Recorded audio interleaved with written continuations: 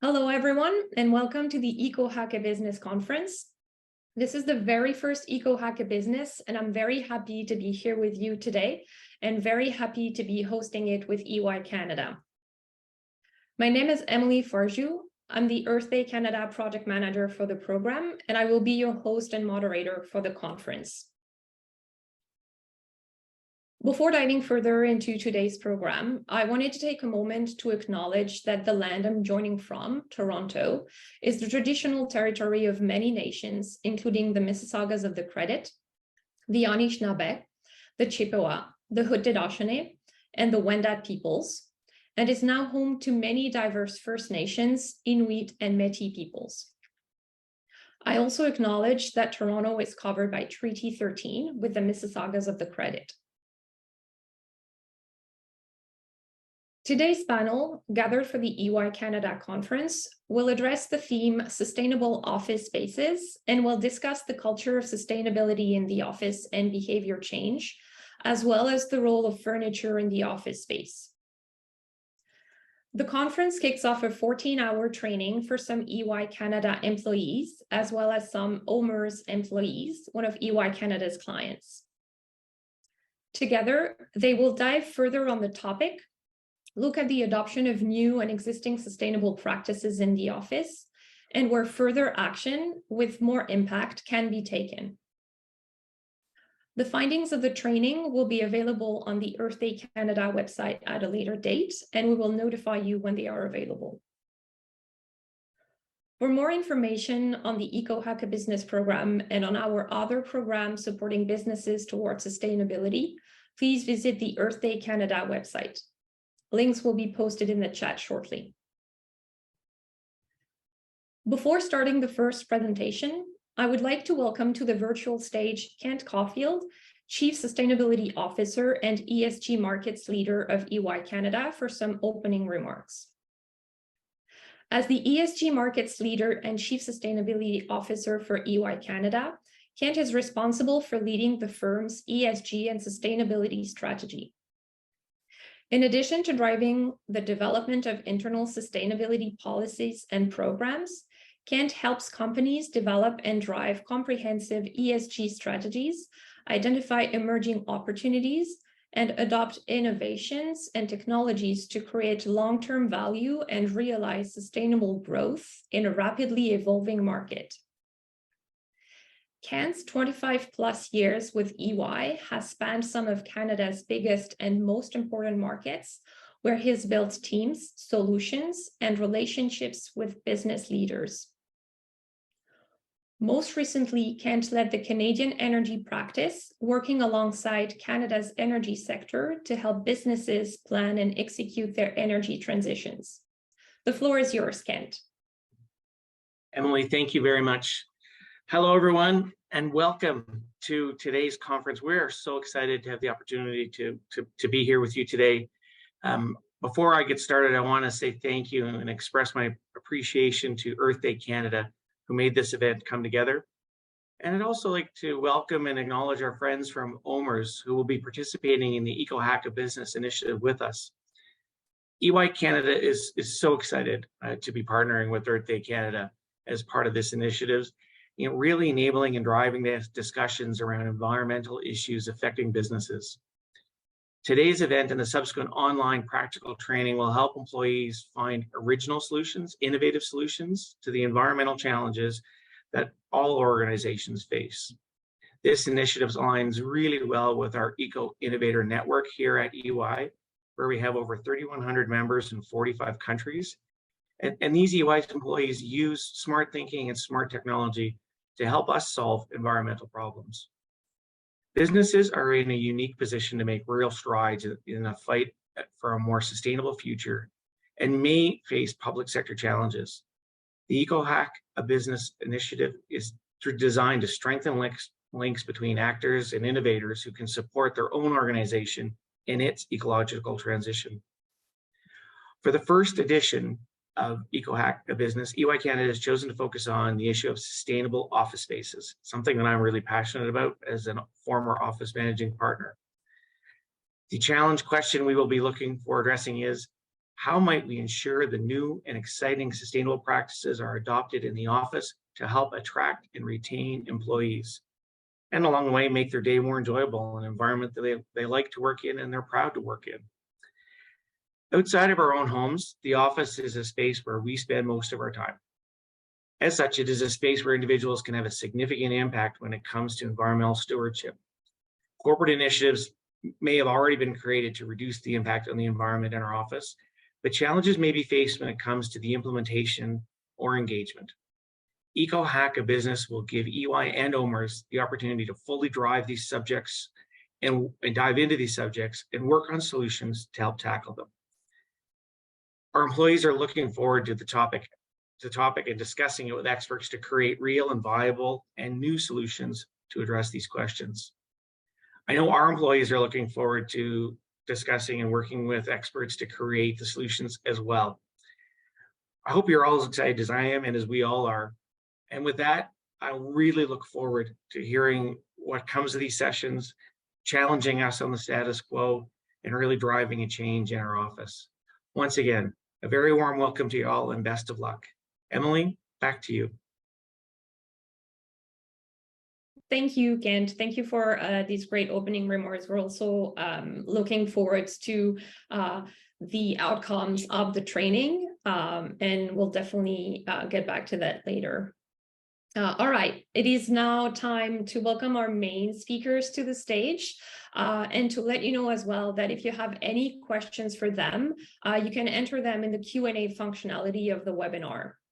Feel free to use the chat to share thoughts, comments, or resources, and use the Q&A functionality to make sure your questions don't get lost in the chat.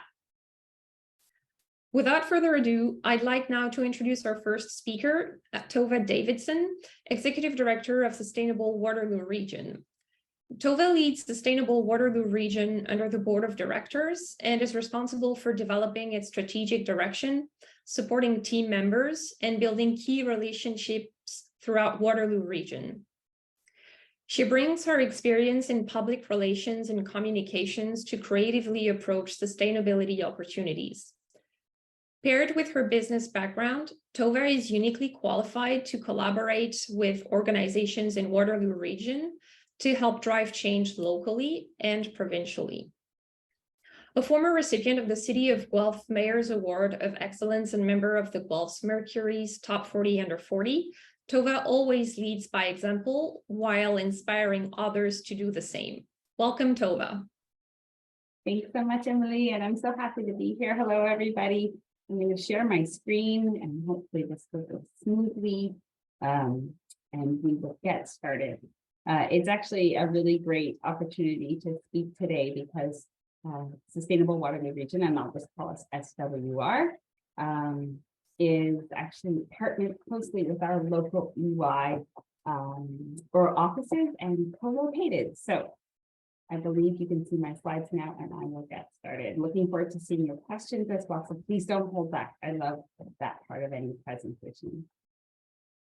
So I just want to start, for those who don't know us, in case I'm sure many of you are not from the Waterloo Region office, to tell you a bit about who Sustainable Waterloo Region is as an organization. We're a social enterprise nonprofit, and we work with about 150 organizations in Waterloo Region and beyond, actually. We also serve Wellington, Perth, and Oxford counties, all of our shoulder communities. And we focus on organizational sustainability as well as community level sustainability. And our work actually involves not only thinking about how to make an office more sustainable, which certainly is work that we do with a lot of organizations. We also look at how you get to work and how we move people around in a sustainable way, as well as goods. And we look at green buildings. How do we build new buildings and retrofit our existing building stock? We actually serve the traditional territories of the Haudenosaunee, the Anishinaabe, and the Neutral people, also the Mississaugas of the Credit.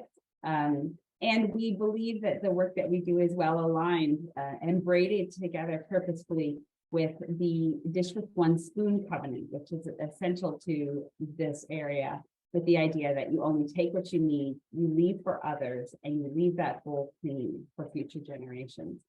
And so really happy to see that EY and OMERS are thinking about how do they too use those sorts of principles in their operation. So I'm going to start with a little bit of truth telling, and sometimes this is a bit uncomfortable for people, but I'm going to run through these quickly, and please share your questions if you have any. So the Intergovernmental Panel on Climate Change, the IPCC, which we hear about all the time in the news, says that we now have only 7 years to cut global emissions by 45%, or we're facing irrevocable climate disaster. That doesn't mean that in 7 years that disaster will happen. It means that if we don't change by 7 years, we will no longer be able to avoid it. And that's partly because we only feel the impacts of our emissions up to 30 years later. What we're living today is the impacts of everything that was emitted 30 years ago. So if you think about it, it's action today to save for future generations, much like that Dish with One Spoon covenant. We also know that Canada is actually warming at twice the rate of the rest of the world. Even in our region, we're seeing it out west. We see the forest fires that are happening. We see the strange change in our weather patterns. We've seen a lot more flooding in areas, including our own. And these changes are real and they are urgent. Even in the insurance industry that we work very closely with in Waterloo region, they've been seeing this for a long time. 100-year storms are now every 5 years. So really it is impacting us. Well, a lot of Canadians believe that it's not. We also know that Canada has the highest per capita emissions of the G20. In fact, Canada's emissions are 3 times the average of the rest of the developed world. 3 times the average. And in 2021, this report came out that said that Canada's emissions have increased the most in the G7 since the Paris Accord happened. So not only are our emissions 3 times the average, they are actually increasing the most. And if you look at this table right here, you'll see that this is the numbers from 2020 for our pollution rate. We're at 21%, our 1990 levels, where the US and everybody else has dropped below.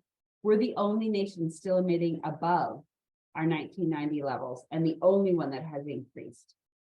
So this is really important because a lot of Canadians believe that Canada has an environmental halo, that climate change is not caused by us. And that is usually because what we see is a gross emissions number, and because our population is low, our emissions are low. But per person, we are not doing well. And so there is a moral imperative here. Something for you to know as well is where those emissions come from. So a lot of people don't realize in Ontario, I'm going to use the emission package from Ontario. This is telling you how much greenhouse gas is produced for a gigajoule of energy. In Ontario, our grid is pretty clean. So we use a lot of nuclear, a little bit of hydro, some renewables, and then there's a bit of natural gas generation in there as well, fossil fuel generation. And we should, by rights, be calling natural gas what it really is, methane. So there's a little bit done there. But what we see is that the emissions from electricity are only 1/10 of what they are from a methane or natural gas or gasoline source. So when people talk about things like switching to EVs or changing out their HVAC systems, their furnace for a heat pump, the reason that's so important is that that energy comes from electricity instead of from a fossil fuel source. So when you're thinking about how do you eco-hack your business, this is a very good way to do it. It's called fuel switching and a really important part of the puzzle. We also want to share about what are the scopes of carbon emissions. So this came out of the Kyoto Protocol many, many years ago. Some of you may remember that. And the Kyoto Protocol actually established how we were going to do the accounting for carbon. So there are 3 scopes of emissions. The first scope are emissions that are completely yours and completely created by you. Primarily, it's things that you have actually burned. So think natural gas in your home, space heating in your office, gasoline in your cars, that sort of stuff. You choose it, you actually burn it yourself. Scope 1, and it must be included in all reporting. Scope 2 steps a little bit further away from you. Think that the actual burning has happened somewhere else, but that you completely control how much you use. And primarily, that's electricity. So that comes from in Ontario or around Canada, there's an electricity generator. It then arrives to you, but you control how much you use. That's scope 2, and also required reporting in almost every framework. Scope 3 gets even that step further away. Those are things that are like purchased goods, airline tickets, someone else's scope 1 emissions, but that you have had a hand or you play a role in why those emissions were created. Classic example is air travel for business. Your company has chosen that, yes, you need to fly there. And so they have chosen to buy the ticket, but they haven't chosen what the route is. They haven't chosen how well maintained that plane is, how big the plane is, et cetera, et cetera. So that's a scope 1 emission of the airline and a scope 3 emission of that organization. This is also an important thing to think about because it's areas of control and areas of influence. So to think about that as you're doing your EcoHack training. The other thing is that really climate, the fight to save the climate, to reduce our carbon emissions, is about a fight for human justice. And a lot of people, when you say this, think about a global impact, that the developed world is burning more fossil fuels and has for many, many years, and the impact is going to be felt in the countries that are less privileged than we are. And that's absolutely the case. But to make it a little more real and to make it something that people can really understand, I'd like to talk a little bit about who is feeling the impacts of those major climatic events. In your own community, when we have a really hot day and a cool night, or we have a day that is far more ice storm, who's impacted by that? Well, it's those who are the very least privileged, who are living unhoused, and who are experiencing that firsthand. We also know that air quality as well as water quality are the worst in the least privileged areas. And in Canada, we see that with First Nations communities. And so remember that this fight for climate is a fight for human justice. And it can also be the way that we get to a better, more equitable community and society. One of the ways that that's often done and understood is through the UN Sustainable Development Goals. And there are 17 goals, and they're not just about the environment. They're also about things like no poverty, reducing inequalities, responsible consumption, peace, justice, strong institutions, all kinds of things.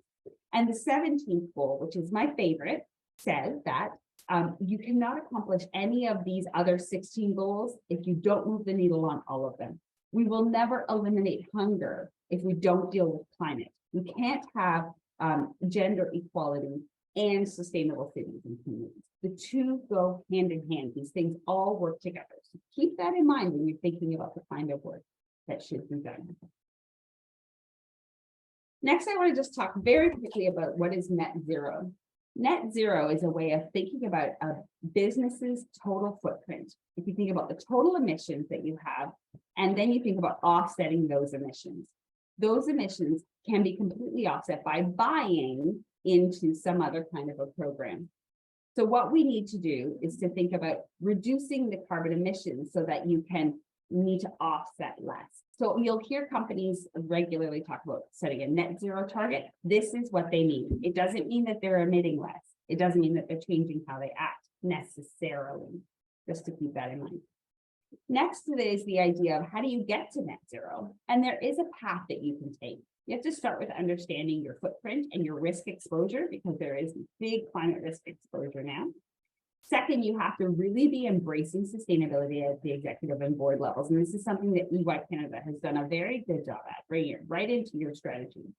You then have to follow this woman right here down the stairs to where you start to change your operations, not only to change to green energy, but also to reduce the amount that you need. The foundation is always reduce, reduce, reduce. And that creates a lot of the value in sustainability work and a good ROI for the business. And then finally, and one that I think is very important, is to join some kind of a business-focused sustainability organization like Sustainable Waterloo. And what that'll do is allow you to remain connected to others who are working this way, et cetera. There are some very clear benefits of sustainability. One is reduced operating costs, less energy, costs less money. Another is risk management, and whether that's reputational risk, regulatory risk, et cetera. Green branding is an important one to think about, to be having actually green branding that has numbers behind it. As accountants, you know that businesses measure what matters to them and they manage what they measure, and that's the same in sustainability. Retaining and attracting good employees is critical, and most people now want to work somewhere that has aligned values. And finally, increased innovation, because if you want to be sustainable, you can't do things status quo. And what we find is that it drives sustainability throughout an organization. So I'm going to jump into culture of sustainability now. I know that was really fast. I'm happy to do that. This building, if you work in the Waterloo region office, you'll know this building. It's called Evolve One, and it's the office for EY Canada as well as Sustainable Waterloo Region. And for those who don't know it, it is Canada's very first net positive energy, net zero carbon, multi-tenant office building. It was certified as the first in Canada by the Canadian Green Building Council. And the idea came from Sustainable Waterloo Region, and we brought together the partners, including the EY office locally, the Cora Group, the developer, and the landowner, which is the University of Waterloo. And what we did here is we created an example of what can be done in buildings. In this building, one of the pieces of work that SWR does in partnership with Veris, which is a research institute from Wilfrid Laurier University, is work on a culture of sustainability among the citizens. We call them citizens in the Evolve One building, and to build a community that has sustainability embedded right in its very identity, so that when you come into the building, you believe that this is a place where sustainability matters. The reason we do that is to create that culture of sustainability. It means that people don't need to be talked to about every little thing that they do. If that's the culture of the space, then the decision making is so much easier. So we do this by actually building community. We talked earlier about how sustainability is really a human justice issue. It's a people issue. What we're doing is we're building community, encouraging engagement between organizations, providing shared learning opportunities, a shared culture. There are shared workspaces, and we're going to hear about how your office space can make you more sustainable. That's absolutely the case, and it's part of the design of this building. And then we actually make it a lot of fun so that people are coming together to learn new things. You can see this is a cooking class, this picture that we did. How do you do a low carbon cooking class? Supporting health and wellness, because people who are feeling well and supported can feel enabled to make those better decisions. And making sure they understand why this building they're in is unique and how it actually drives towards sustainability. And then having that culture means that something like a sweater day, which typically we found doesn't actually have a long-term impact, just as a reinforcement and a community building piece, as opposed to the primary way that we're trying to build sustainability within the organization. What our research has shown has been really interesting, because we've done this through an entire pandemic. And what we find is that placemaking is important, and that the role of the office, it may not always be for all companies the place where you do heads down work, but it's certainly the place where people come together to collaborate, to feel the sense of belonging, and where this culture of sustainability and change making really happens. I'm going to stop there. I'm happy to answer any questions that come up. My contact information is here. Please reach out if you'd like to speak with me. And I look forward to hearing what the rest of the panel have to share with us today. Well, thank you very much, Tova, for this great presentation. I think it was a great introduction to the topic, how businesses can get towards sustainability from operations, and also from the people working in the businesses. So thank you very much. We'll have some time at the end for the questions. Panelists, if you see some questions that you really want to answer in the Q&A, feel free to write them directly there. And now I just would like to welcome our second speaker to the stage today. Ghina El Haffar is a postdoctoral researcher at McGill University. Her work focuses on sustainable consumption choices from a behavioral change perspective. Specifically, her research addresses behavioral biases and behavioral interventions to accelerate individuals' transition towards sustainability. Through her many collaborations, Ghina helps organizations design better customer experiences and build more authentic communication strategies. Ghina is a published academic author and has been active in disseminating knowledge on the psychology of eco-friendly choices through her website, blog, and social media outlets. And we're very happy to have her with us today. Take it away, Ghina. Thank you, Emily, for the great introduction. I'm very happy to be with you here today. Emily, will you be sharing my slides? I will do that right now. Just give me 1 second. Perfect. So today I'm going to be talking more about the individual side. So you're going to see that within what I'm going to talk about today, it's really about you as an individual and how you can be able to make a change on your life using behavioral tools and what we have found to be effective in doing this transformation in your eco-friendly journey. So if we move to the next slide, please.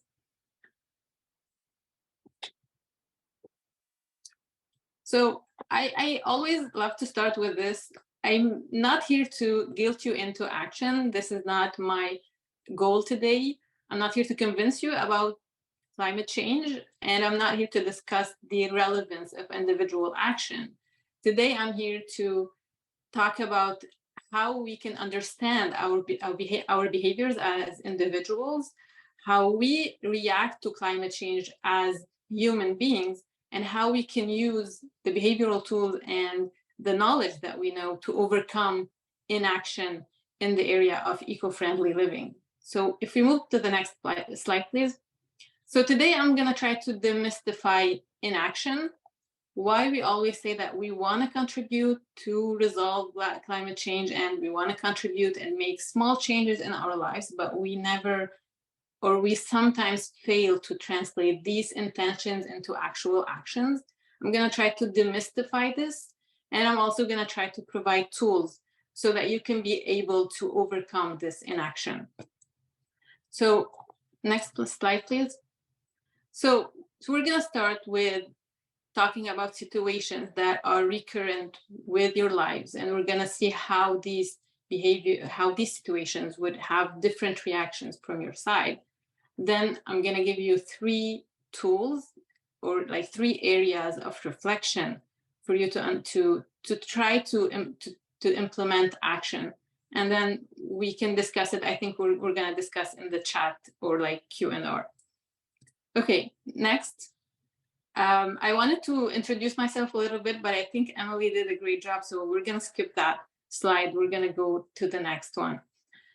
So when we hear eco-friendly living as a terminology, we often have a lot of information linked to that term. So we know repurposing, reusing, do it yourself, no plastic bags, zero waste. You know, we have all of these different ideas and concepts that we hear about, whether in social media or on the news or from our friends.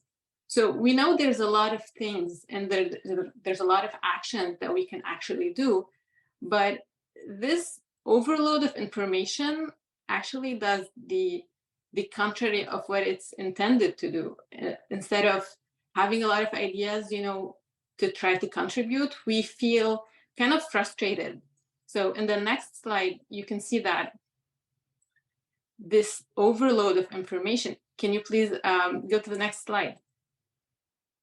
So we actually end up feeling guilty, frustrated, and unable to contribute because we really don't know where to start. Like which one of these actions that we've heard about would be the most relevant to start with.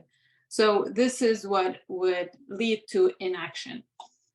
So I've actually learned about that and studied this inaction that we call the attitude behavior gap during my doctoral thesis, and I'm still trying to not just figure it out, but we're trying to implement interventions, whether on the individual level or on the governmental level, to try to overcome this inaction.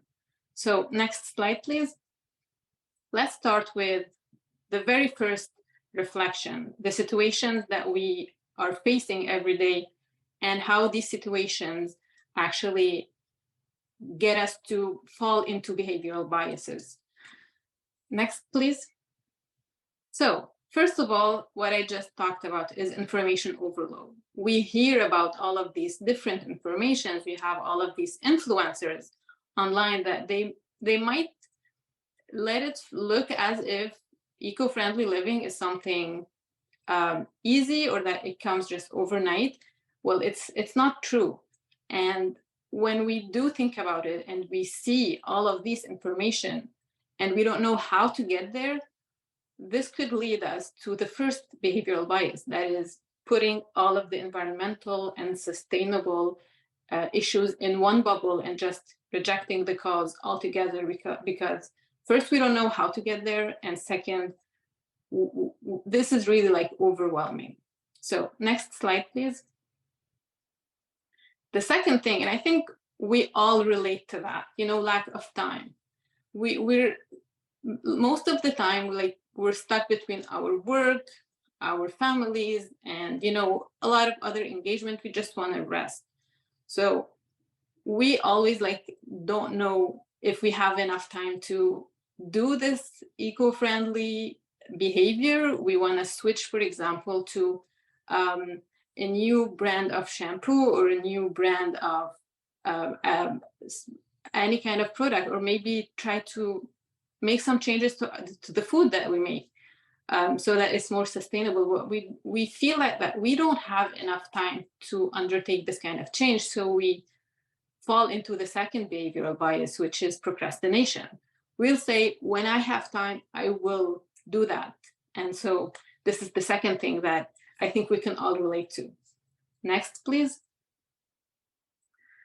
So the third situation is when we face this situational change. So yes, we know that we're somewhere, okay, my life is not as sustainable as I want it to be, and there is my goal that is like really far away, and I know that there's some kind of change that I need to do, but well, change can be difficult. I will have to invest a lot of time and effort. So I would rather just maintain the status quo. Next slide, please. And finally, and this is when how the environment in general and the sustainable issue is constructed in our unconsciousness. So the environment is not something that we can feel or touch. It's not like our neighbor or our family member. It's something far away. It's something that's abstract in our mind.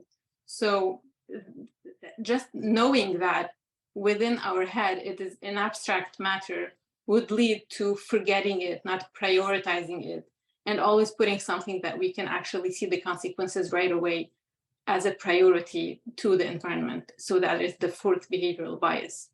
Next, please.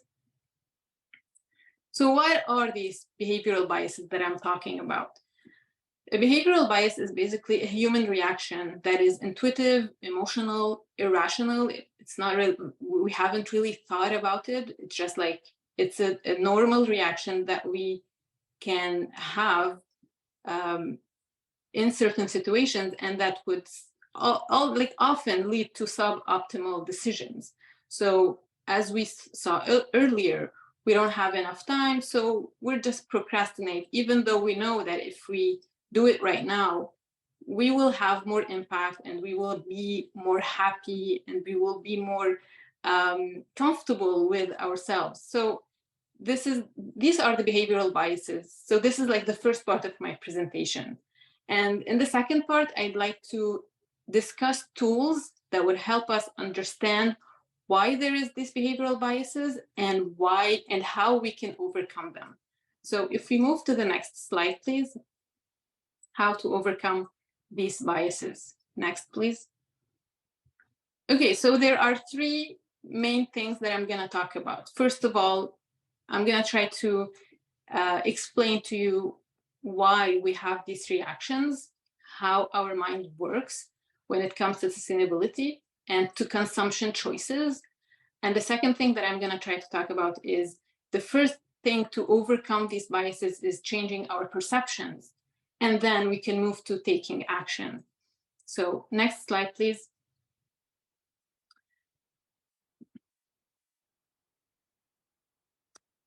Yes, next, please.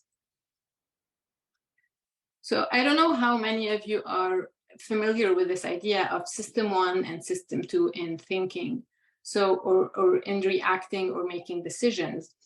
So this is behavioral theory that says that basically human being has two systems in making decisions and in doing behaviors. There's system one, which is automatic, intuitive, and reactive. So whether like we're hungry, we're gonna eat, there's a lion coming over, we're just gonna run away. We don't really take a lot of time to think about these kind of reactions. So that is system one. And then there is system two, and that is more reflective, calculated, and you actually invest time and effort to reflect about the answer to some kind of situation or decision. So when we talk about consumption decisions, usually these consumption decisions are put into the system one. So when we go to the grocery store, we don't take a lot of time to think about the brand that we're gonna buy or the alternative that we're gonna buy. We have a list and we're automatically picking what we're used to pick in previous shopping trips, right? So if you move to the next slide. So the idea is that if these consumption choices are already in the automatic mode, it's gonna take us some effort and some time to kind of break the cycle of habits and make new habits. So if we're used to eating a lot of meat, for example, it's not gonna be as easy to just quit because it's into the automatic, into the habit kind of system of making these decisions. So it's important to understand this like as a first statement of reflecting about our own behaviors. Next slide, please. So now I'm gonna quickly go to the other section, changing our perceptions. And I did promise you with behavioral tools, but something that's very important is the mindset in which we approach the sustainable consumption choices, these eco-friendly behaviors that we want to implement. It's really like the first basic thing is to understand that we're making life changes and we're making, we need to put effort. So changing our perceptions toward all of this idea of sustainable living is the first thing to do. Next slide, please. So as I said before, we might have in mind that changing could be easy. It's not going to take a lot of time. So this is the first thing we need to change. We need to understand that changing our habits would require effort and time. And I'm not saying this to freak you out, because on the next slide,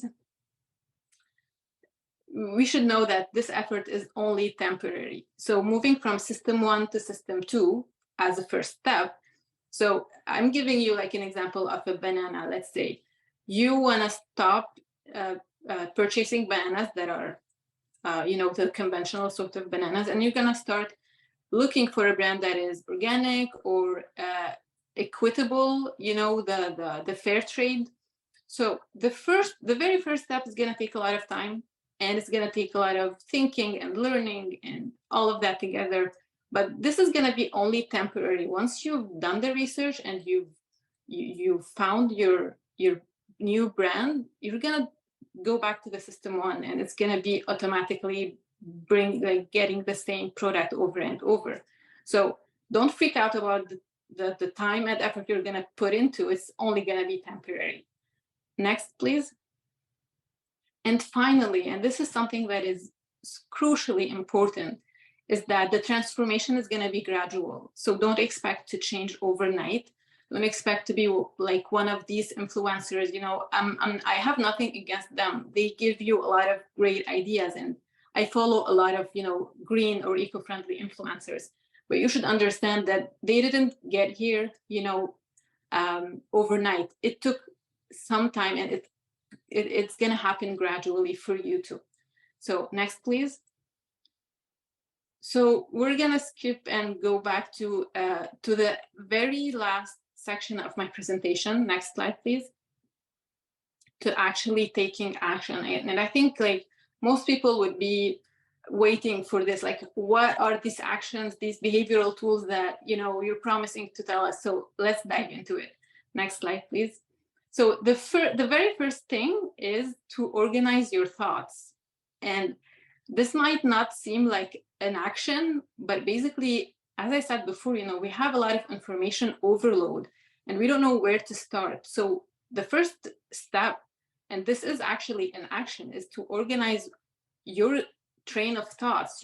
So what I suggest is categorizing these actions into, my home, transportation, and then the workplace. And I think we're going to talk more about the workplace in the second presentation with Andy. So we organize it in this manner, and then you choose one of these to start with, because you can't tackle all of these behavioral decisions and all these sustainable decisions at once. You really need to be focused on one decision after the other. Next slide, please. So here I give the example of starting with our home, and then again at home we're gonna categorize the decisions to the kitchen, the bathroom, and then the bedroom, and so on and so forth, so that it's simplified in our heads, the decisions that we're about to address. Next. The second thing, and I can't stress enough the importance of getting the right information, and information that is credible, and that when we act upon this information, we actually feel that, okay, I'm not doing something that I'm not very certain of. Am I really doing an impact for the environment, or is it just something that I've heard and I'm not sure? So having the right information to be able to work upon this information is very, very important. And there are some tricks to kind of include this information search within your day. So I might not go really into detail because I think the time is running, but we need to create a habit of finding the right information and getting the credible source of information. Next. So this is just like, so I'm joining you from Quebec, and I'm giving you 3 examples of, credible sources of information. The first 2 are really like based in Quebec, but the third one is not. So Sava'u is an application, and I think in many Canadian provinces, like in Toronto, for example, there is the wizard. It will tell you how you can kind of organize your waste, so what goes where. The second application is Sorry, I'm sorry to interrupt. I just wanted to make you aware of the time. So maybe if you could finish in like 1 or 2 minutes, that would be great. But this is a great presentation. Thank you again. Okay, no problem. Okay, so we can just skip on these. You can go ahead and see them later. So when we want to make actions, we first start with an intention. And most of the time we just say, I want to do something, but we don't put that into a context. And that is very important to actually implement a context of this action. So instead of saying, I want to start composting, link it to something that actually makes sense. So this Sunday morning, I will go to Canadian Tire and I will buy a composting bin to be able to start that action. Next, please. Next. Okay, so actually that was it. I kind of covered what I needed to cover through this presentation. I started with talking about the recurrent situations and the behavioral biases. I also talked about how our reactions work, why we need to change our perceptions of changing our behaviors, and finally taking action with organizing, getting the right information, and having actually implementation intentions and not wishful intentions. In this last 2 slides, I think I'm just sharing some of the information that are more credible, like a bonus kind of slides that I added at the end. So we know that food has a lot of carbon footprint. So you can start with changing your food patterns. So example, instead of taking the beef burger, you can just switch it to the chicken burger, and you would have reduced your carbon footprint substantially. So this is all. Thank you for being here, and thank you for giving me this opportunity. Thank you very much, Rena, for your presentation. Yes, as you mentioned earlier, time is flying, so I will introduce our final speaker for today, Andy Delisi. Andy is the Vice President of Sales at Envirotech, and he will show us that sustainability is also about furniture and how your office space is organized. So with over a decade of experience in workplace wellness and sustainability, Andy is passionate about innovative furniture solutions that are good for the planet, good for people, and good for business. Andy is a WELL AP and FitWell ambassador and an alumni of the WELL faculty worldwide. Under his guidance, Envirotech was the dealer of choice for Canada's first FitWell certified office and continues to be a recognized industry leader in sustainability and wellness. Over to you, Andy. Thank you very much, Emily, and thank you for having me today. I'll jump right into it. So let me share my screen here, and we can kick things off. So thank you for having me. It was great to see the two presentations before me. I think lots to build on with that, that I can go into when it comes to furniture. As Emily mentioned, over the past 7 years, I spent a lot of time as a well-accredited professional looking at health in the built environment. My concern came when we started grouping in everything when it came to health and wellness of the person, when not really addressing the bigger issue at hand, which was the planet is getting warmer. And so, like Tova, I'm going to introduce a couple inconvenient truths about where we are with healthy buildings, sustainable buildings, and really looking at where carbon emissions are coming from in those buildings. So the global CO2 emissions in the world, 40% of them are coming from our built environment. What a lot of people are unaware of, though, is the 11% or so, which seems to be growing more and more as buildings get more sustainably equipped to operate better, is coming from the materials and construction, what is known as the embodied carbon or upfront carbon to build those buildings or to furnish or to fit out those buildings. Global building floor area is going to pretty much double. They're expecting it to double by 2060. To put that into perspective, that's like adding the equivalent of a New York City every month for 40 years in the global building world. And every time we add new buildings and the new materials to make these buildings, we're extracting materials to build them. And it's what's known as embodied carbon, and it's becoming slowly more part of the discussion with green buildings and with sustainable fit outs when it comes to offices. And the reason is that when you look at a building's life cycle, so the first figure up here is showing basically how long it takes for the operational carbon emissions, okay, to catch up with the upfront carbon of the embodied carbon that came from building that core and shell of that building. Now, even with a lot of green building standards, they're slowly starting to recognize that you need to count the embodied carbon, the upfront carbon that it took to build that building. But a lot of it is just offset, and we can talk about offsets later in the presentation. But the real issue comes from when you start factoring in interior fit outs, which for many years up until now seems to have been an afterthought.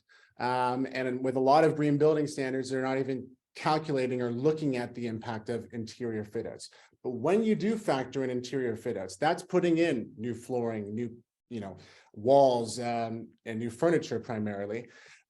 The time it takes for that operational carbon to catch up goes to 37 years. And that is based on 8.5-year life cycles of offices, which unfortunately, you're probably aware, are not the new normal. In fact, the average US office term lease in months is going down to about 2 to 3 years because of rapid changes in the way that we are working. We're living in a post-COVID world. More organizations than ever are looking at renovating their space to accommodate a hybrid way of working. What does this mean? This means that since office interiors generate approximately 190 kilograms of CO2 and 77 kilograms of waste per square meter, we're going to see a lot of turnover in waste as offices try to adapt to the new normal. And this is where it gets really interesting, is that When you look at basically a 2.5 life cycle year of a turnaround in terms of fitting out a new space, it's about 4 times higher than the core and shell upfront costs embodied carbon of that building. And so slowly we're seeing this shift into architecture and design, green buildings, looking at the cyclical nature of interior fit outs, how often things get remodeled, replaced, and it really starts adding up. Now, I'm saying all of this because typically a furniture provider might only talk about how much pounds of furniture go into a landfill every year.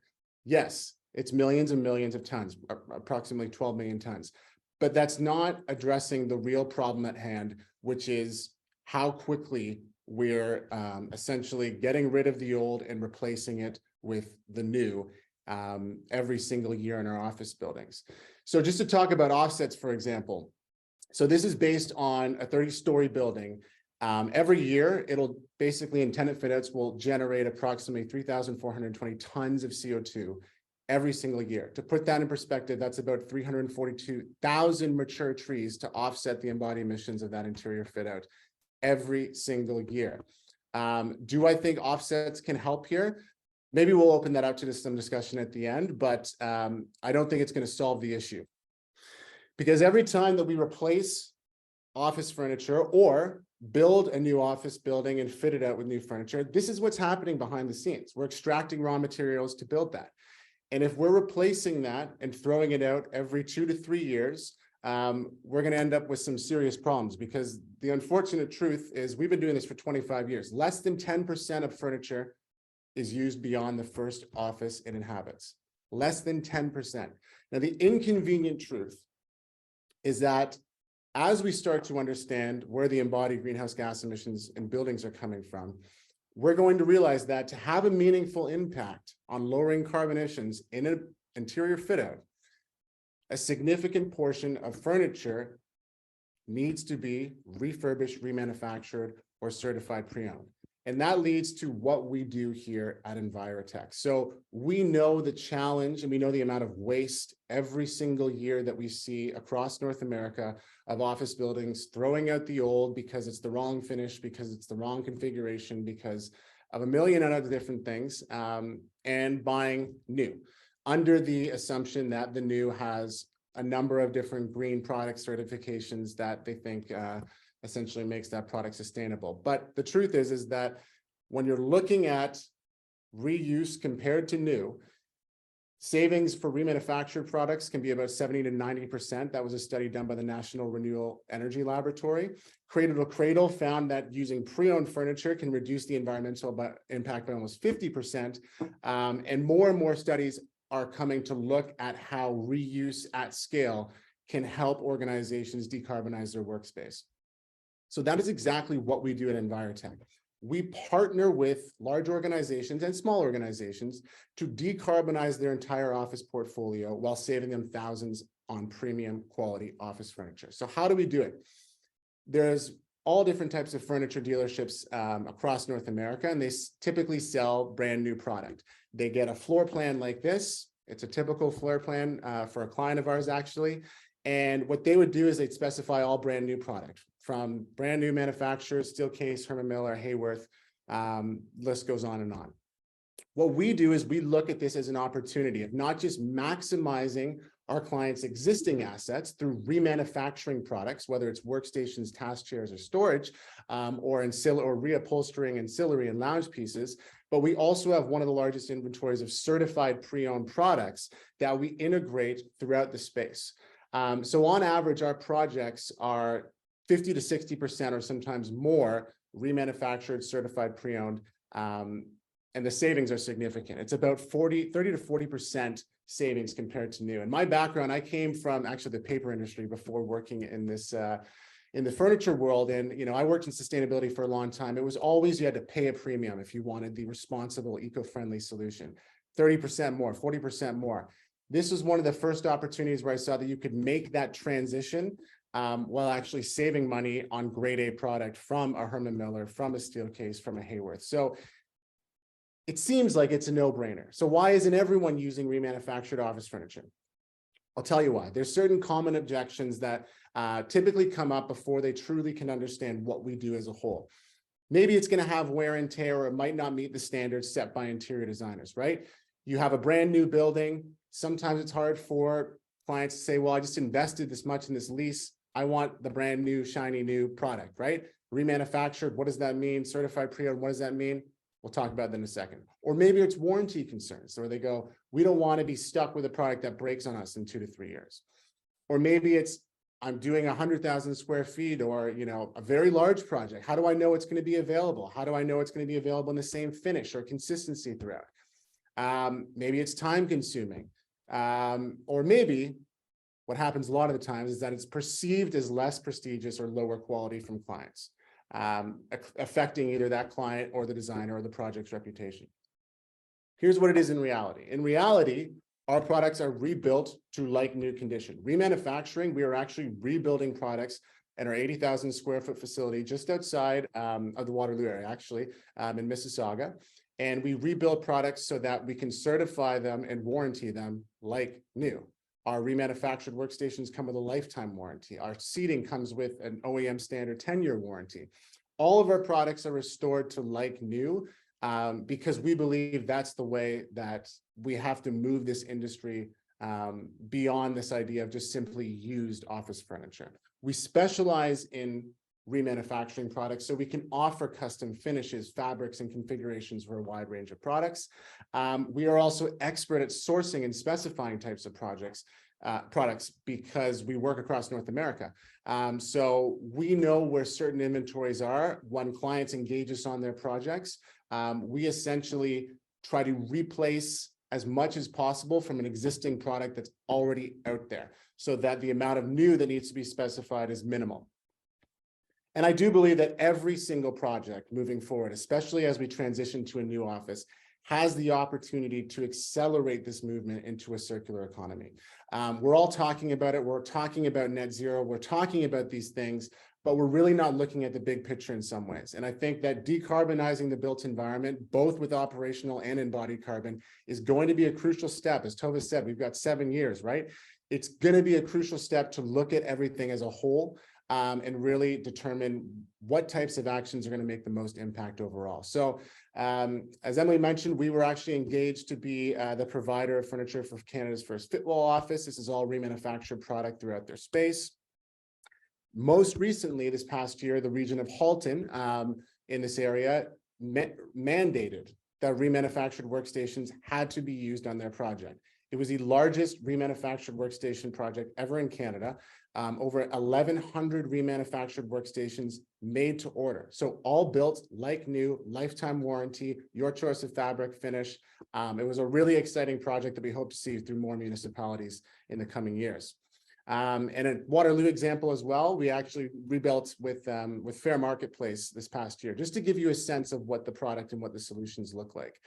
And just quickly, I'll touch upon the fact that last year, we were invited to be part of the first innovation fair for Google and Cushman & Wakefield in California, and we were awarded the best innovation in sustainability. And we've been working with Google and other clients to look at what typically clients would do in the past is say, we've got a bunch of old furniture, we don't want to see it go to landfill, call us up, we take it, but then it goes to a different client, right? That's not the same approach when it comes to a circular procurement strategy. Those same clients are saying, these are the assets we currently have. How can you maximize their value by remanufacturing them and then coming back into our closed loop for our future spaces? And that's been a really exciting change for us to see in the last couple of years. And we hope that that continues as we rethink what the office means. So to sum up, what we do at Envirotech is really make the process of furnishing low carbon workplaces simple. We have the largest inventories of remanufactured and pre-owned components, which we use to rebuild projects, small projects to large projects all across North America. We offer a lifetime warranty for our workstations, 10-year warranty for our seating. All of our certified pre-owned products come with limited warranties as well. And we want to continue innovating with partners, right? We see this as a huge opportunity with large organizations to say, how can we rework your inventories at scale? Whether that's reskinning old laminate surfaces with a bamboo veneer, which we've done for a handful of clients, whether that's recycling your existing old panels that might not maybe be a standard in how you're going forward in your new workplace, and actually doing local recycling and rebuilding them into new height adjustable bases locally here, which we are doing with some clients.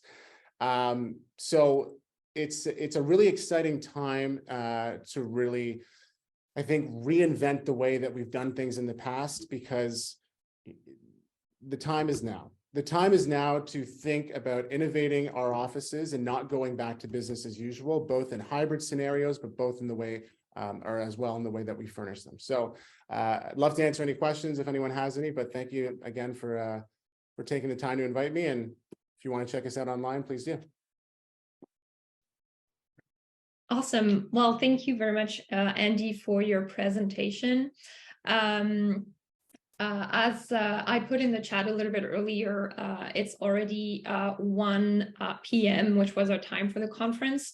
I would like to stay online for a few more minutes to answer a few questions. So if your schedule allows it, please stay on.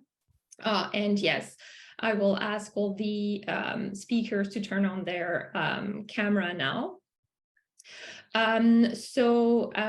We'll start with, I think there was a conversation that was happening in the Q&A as the presentations were going on that started off by the question directed to Tova if she supported carbon offsets, as some say that we should rather focus on carbon reduction.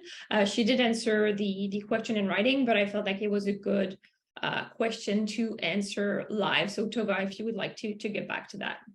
Thanks for that, Emily. I'm really glad to see that question, especially from a group of accountants, because I think this is something that probably you hear about a lot. I do think that carbon offsets have a role to play only after what we call organic reductions, both as Andy was talking about in things like your embodied carbon and your operating carbon are taken care of first. So we've worked with organizations, for example, that have gone to net zero, and they do 87% of their carbon footprint they reduce through organic reductions. And that means things like changing your building, changing your processes, changing your policies, looking at every piece of how your company operates. Change all of those first. And then this was a steel fabricator. So they had this little piece that needed super high heat, which couldn't be electrified, this tiny little 13% of their footprint. For that 13%, they bought offsets. And that makes sense to me if they're trying to get to net zero. But 87% of it came from changes to how they operated. And I think that's when we talk about offsets, that is for me 100% the best way to go. And the question was like, you shouldn't be able to buy your way out of it. Couldn't agree more.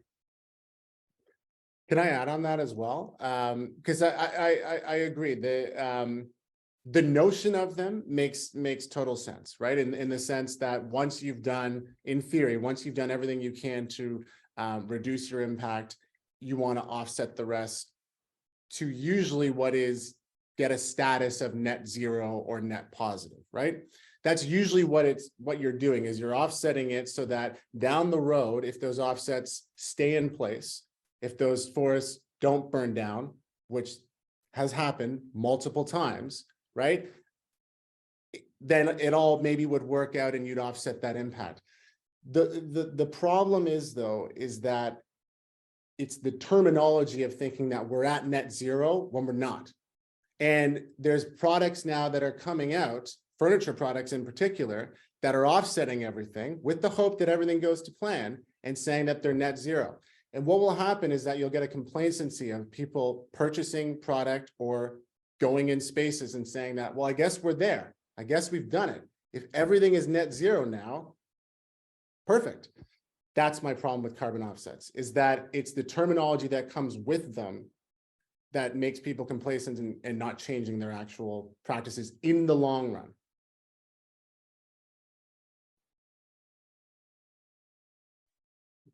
Thank you, Andy and Tova, for your answers about that. We had another question revolving about is carbon offsetting like the main theme for today's presentation? I do understand why the question came up because it was talked in 2 different presentations.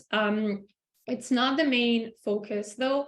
Like there are a lot more actions that can be undertaken, and I feel like Ghina's presentation talked a little bit more about that, how, you know, it's all about changing our mindsets and changing our small habits as well, even from a business perspective, and that that shouldn't be forgotten for sure. All right, it's 1:05. I see there is one last question in the Q&A. Maybe we'll take this one question as the final question, and then we'll go on with the rest of our days. So someone was asking if scope 3 emissions were taken into consideration in the EcoHack. And I wonder if this is more a question geared towards the training that will follow. I think the intention here was really to focus on the office space per se, not what is surrounding the office space. But definitely those are always to keep in mind. Obviously, maybe as Ghina was talking about, you know, this prioritization of the areas you want to focus on. And definitely for the EcoHack-a-Business, we'll focus on the office space itself. So I think we'll leave it at that for today. Thank you very much all for attending, and special thanks to Tova, Ghina, and Andy for their presentations and their time today, and all the elements that they brought to the conversation regarding sustainable office spaces. I think the participants to the training will have some key takeaways from that they will bring into the training sessions that start next week. But yeah, thanks again, everyone, and have a great day.